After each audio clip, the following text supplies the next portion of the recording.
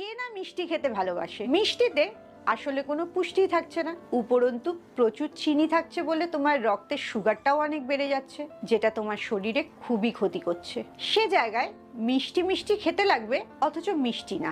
সেটা একমাত্র প্রকৃতি আমাদের দিয়েছে ফলের রূপে, নানা রকম মিষ্টি ফল, যেটা খেতেও খুব ভালো। যেমন গরমকালে আম, কাঁঠাল মিষ্টি আছে, কিংবা পেঁপে খেতে পারো, 12 মাসই পাওয়া যায়।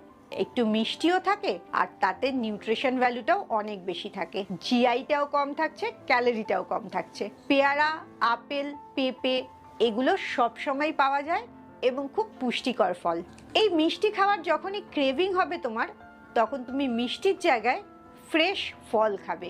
ফলের মধ্যে মিষ্টির তুলনায় ক্যালোরি অনেক কম, পুষ্টিগুণ ভালো আছে, ফাইবার আছে ভালো, এবং তোমার শরীরেও সুগার স্পাইকটা অতটা হবে না। সব দিক থেকে মিষ্টিটাকে যদি তুমি বদলে নাও ফলের সাথে, তোমার শরীরের অনেক উপকার হবে।